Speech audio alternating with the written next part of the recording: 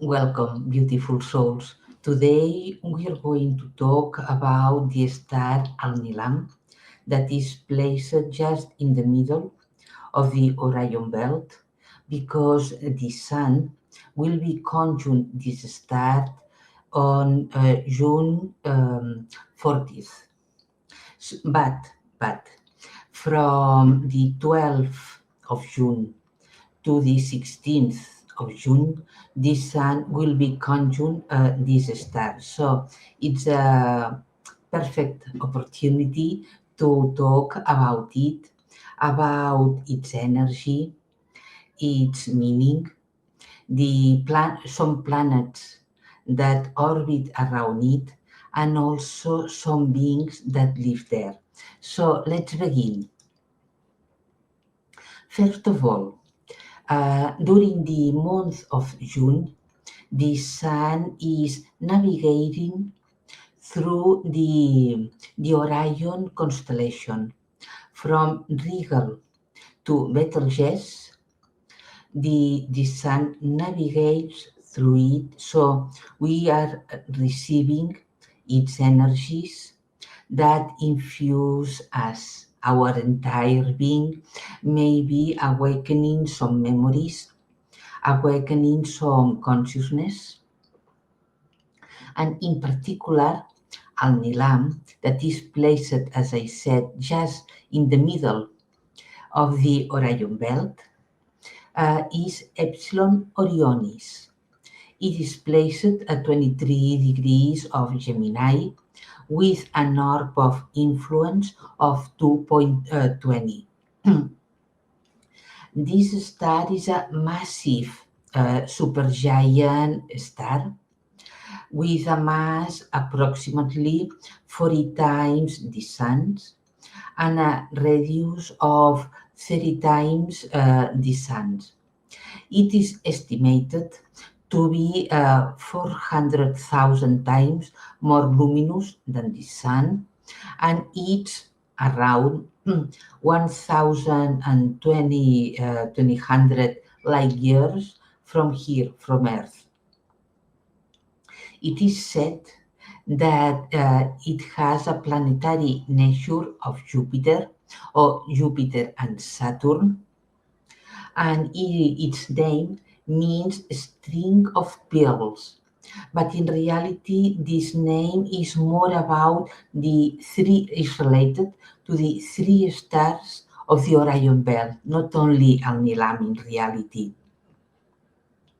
So, in mundane astrology, is said that it can portend fleeting public honors, fame, wealth, that the natives have a tendency to be headstrong, shameless, but also with a studious nature, able to do great things if the star is well aspected with the planets of the natives and to be rewarded as a result. While the Orion belt is said to give strength, energy, industry, organizing abilities, notoriety, fortune, lasting happiness, a sharp mind, and a good memory, accordingly to astrologyking.com. But if we go beyond that mundane astrology and dive within the light essence of Alnilam, we can say that this star is really a gem that carries within it the fractal of the violet, pink, magenta colors that are related to transmutation, unconditional love, opening new spaces of consciousness, is about unity consciousness and infinity consciousness. This star is associated to the pink quartz and the rose flower.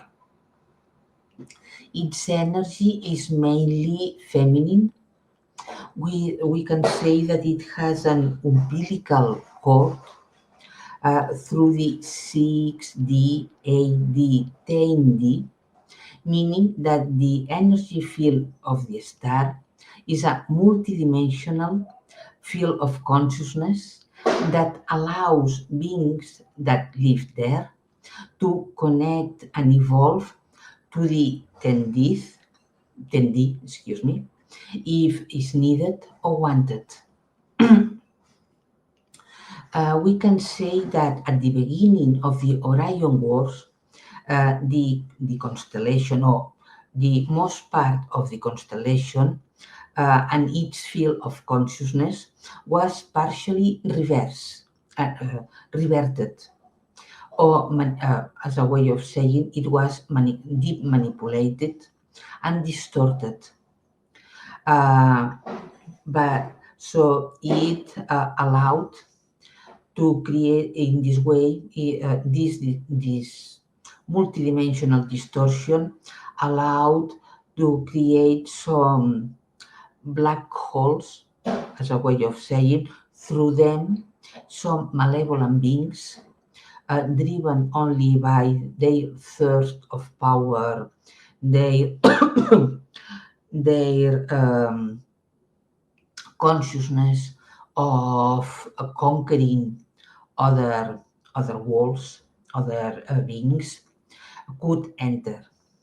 But now we can say that this field of consciousness, Orion field of consciousness, is restored, and it means that now at least the Orion belt is a well protected place, including all planets that orbit their stars, in particular Alnilam.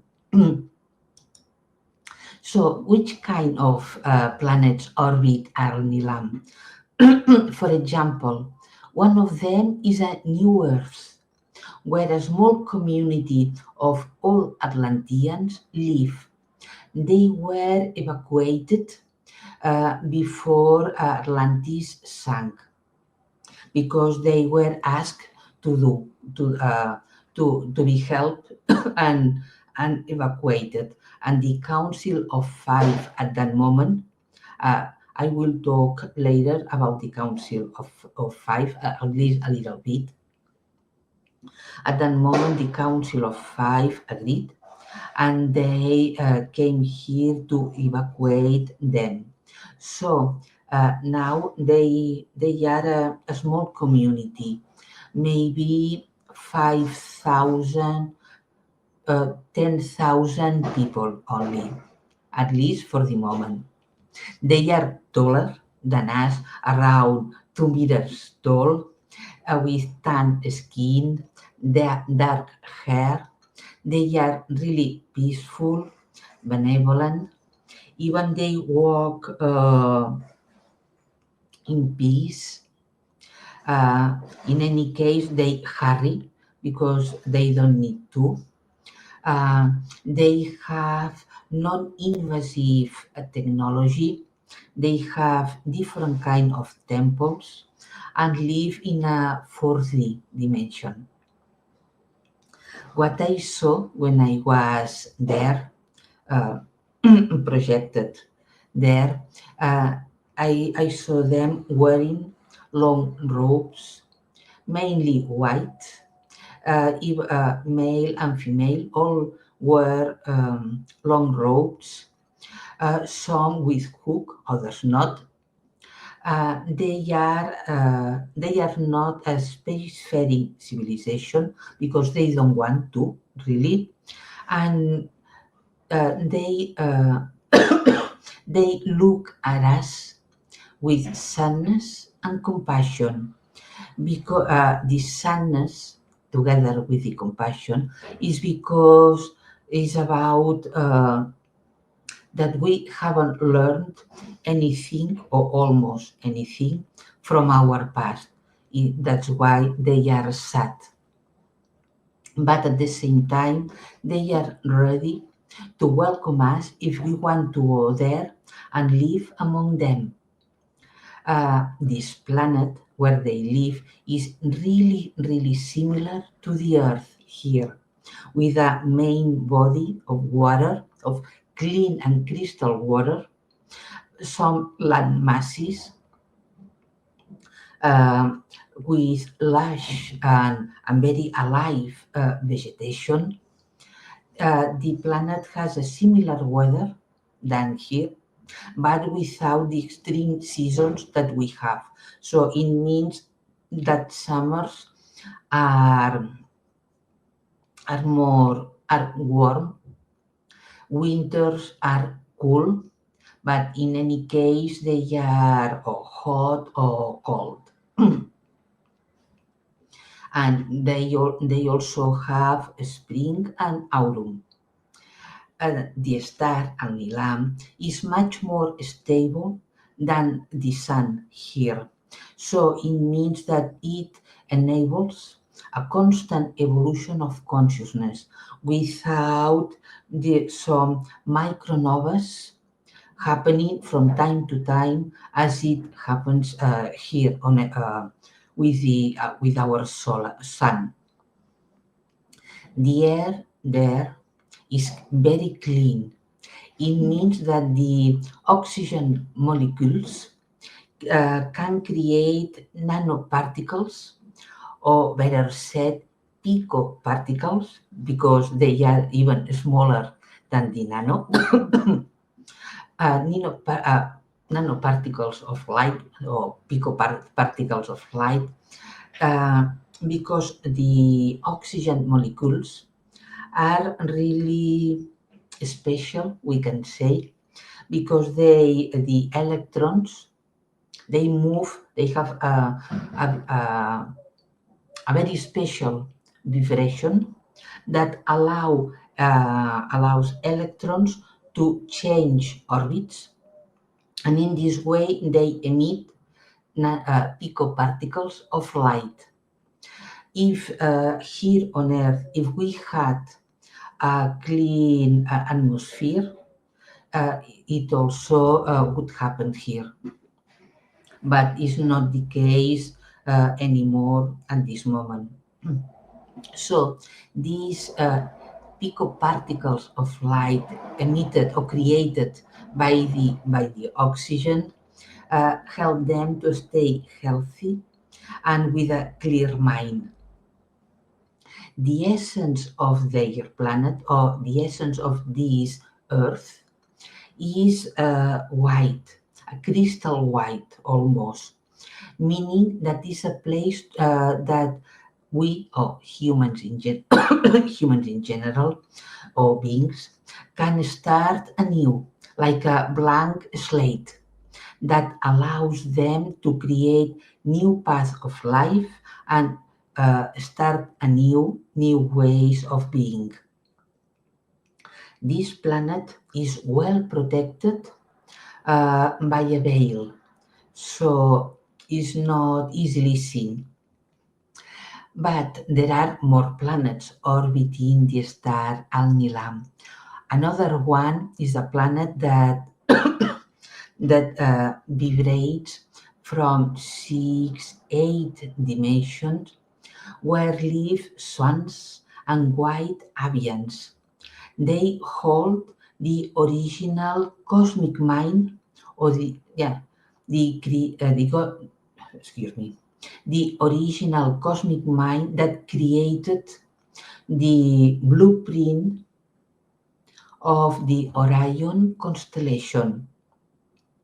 Because before any group of stars is created, first of all we have to create a blueprint, and this blueprint we can say cosmic mind blueprint, cosmic mind creation, as a way of saying.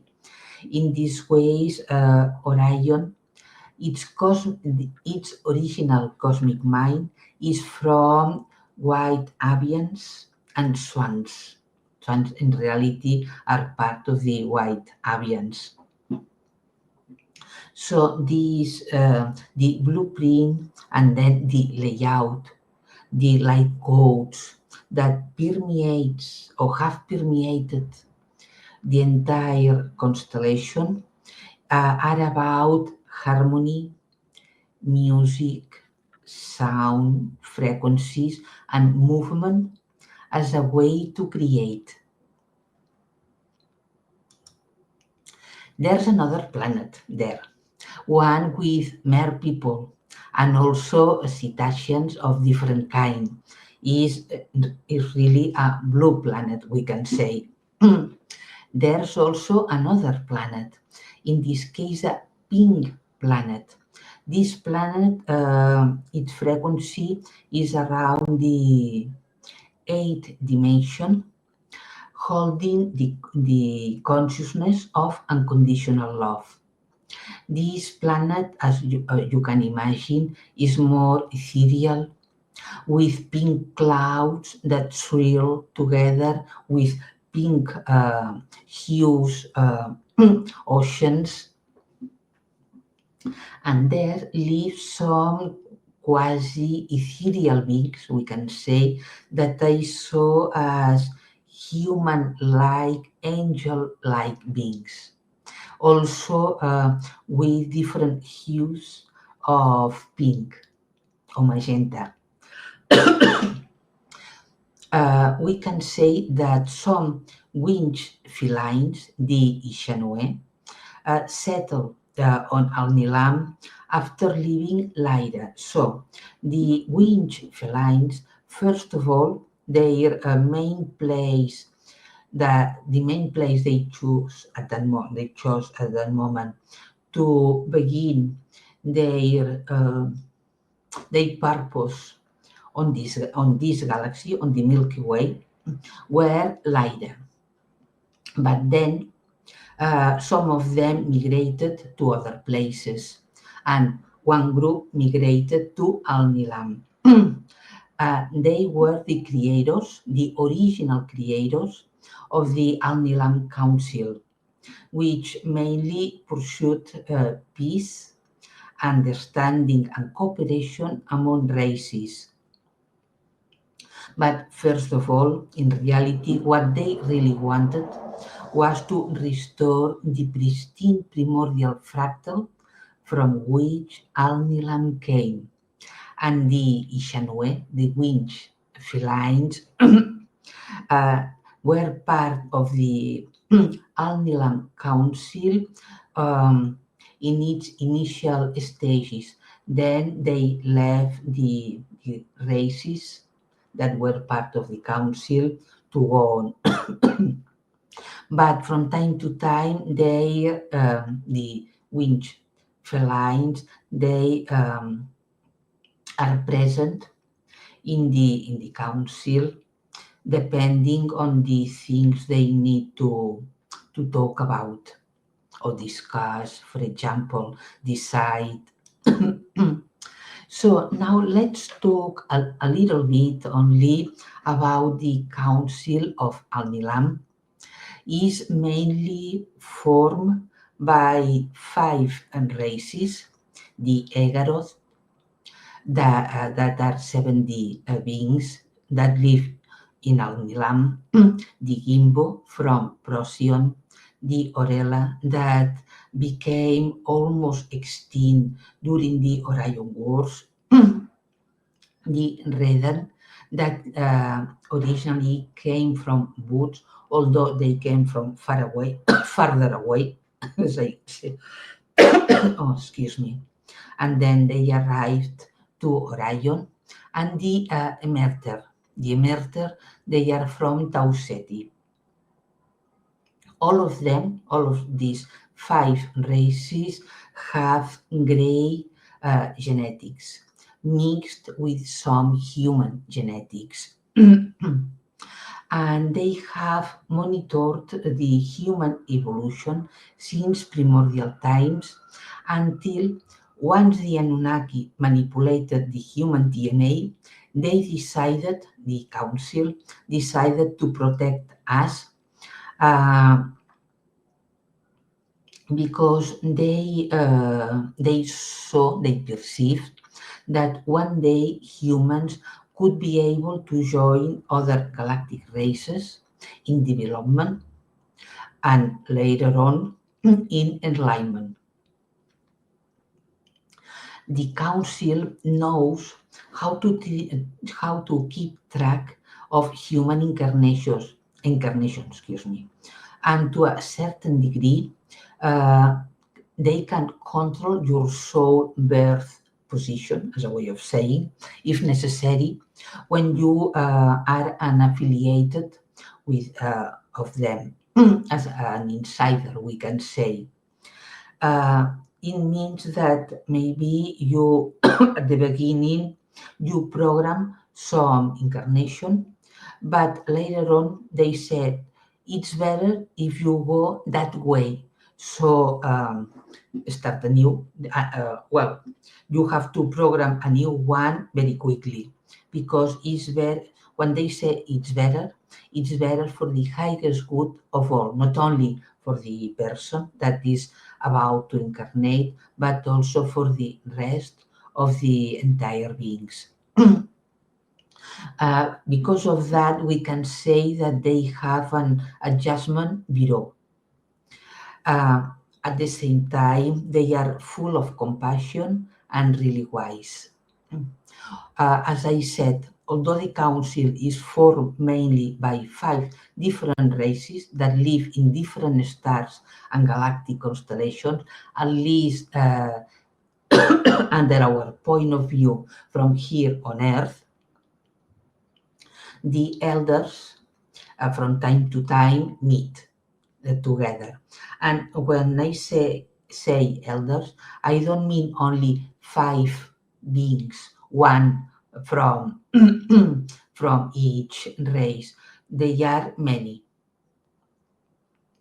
And when they meet, they first of all they unite their consciousness as if they were one. They expand their consciousness, uniting all of them, all of their consciousness together until they create some kind of plasmic consciousness energy that not only surrounds them but also, how can I say, are part of every one of them, encompasses every one of them. And in this way, they can share telepathically their thoughts, their opinions, and they decide whatever is needed at that moment. It's worth it to say that all of them can speak English because they had been in contact with some English governments mainly.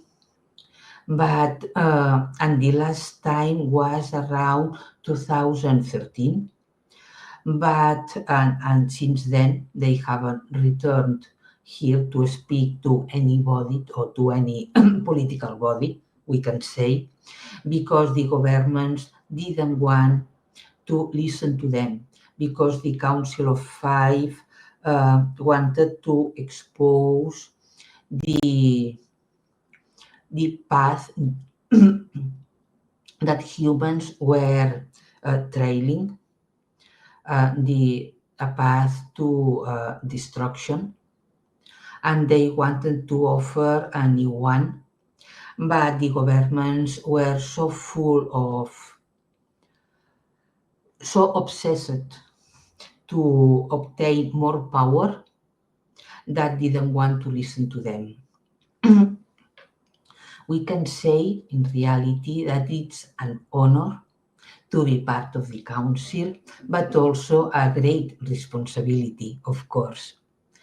And now let's talk a little bit about this conjunction, at least a little bit more, because here we have the astrological chart of the conjunction. You can see Gemini 23 degrees, the Sun with Alnilam. Once this happens, Saturn is already at 1 degree of Cancer, We have Mars here, almost at the end of Leo. Then we have also Saturn and Neptune at the beginning of Aries. And we have Senna, the asteroid Senna, conjunct with Uranus. So let's just and then Chiron and Aries in conjunction. So let's speak a little bit, let's explain a little bit what it means, all of that. Jupiter in Cancer is about nourishing and supporting ourselves and others. Is about expanding our emotional consciousness, be more conscious of the emotions that we have within, that we hold within, and the ones that nourish us and the ones that don't. So it's very important. At, during the 14th June, also Jupiter will still be conjunct to Mercury. So it's also about the way of speaking, speaking that nourish us or not. The Sun and Alnilam will be sextile to Mars. We can say that the Sun and the love essence of Alnilam will infuse the with light and love the heart-centered inner warrior or the warrior within. Also, the Sun will be an Alnilam, will be a square um, Saturn and Neptune. It means that meanwhile the Sun is conjunct this light essence, this love essence, transmuting essence also, that Alnilam infuses it and us if we want. It will be a time, or there's a time in reality, there's has been a time since Saturn entered Aries that that is much easily the opening of portals. Those portals can be opened within our hearts and also outside. So it depends on us if we want to take advantage of the Alnilam Sun conjunction to expand more our hearts and allow to open inner portals within as a way to expand the heart consciousness. But also Senna is conjunct Uranus. So it means that now, or for some days in reality, and, for more days, until we can say August, September, until the end of the year, we can say that is a time where Senna and Uranus work together, helping us to develop new technologies, more gentle, non-invasive for all beings here on Earth, more gentle with Earth, with all living beings. New technologies related to communication, transportation, for example, even medical, if they are allowed to do so, or these or can be developed new technologies, but at the contrary, more aggressive. So it depends on us which ones we really want and which ones we prefer to stop them, while at the same time Chiron and Aries are conjunct here in Aries. Well, they had been conjunct for a while now, meaning that it can be a time that with social that arise social disruptions, for example, or as it is happening right now, but also depending on our consciousness, it's a time of being conscious of the social wound that afflicts us. Social wounds that in reality are related to economy, to politics also, and this conjunction uh, helps us or strengthens us to step forward and to put an end to this kind of wound of well, maybe there's another word better, that wound, manipulation, for example, abuse, the social abuse, economical, political, that we are living in. So this is the context that we are now. Some conjunctions had been active for few months and will be still alive for some more months from now on. While at this moment, the Sun conjunct Alnilam opens us to that fractal, that pink, violet, magenta fractal, allowing us to infuse more and more ourselves with those colors, with their deep spiritual meaning, and in this way increase our consciousness, expand more our hearts, and become a much better version of ourselves. So that's it, I think, for now. Have a lovely day and see you soon. Bye.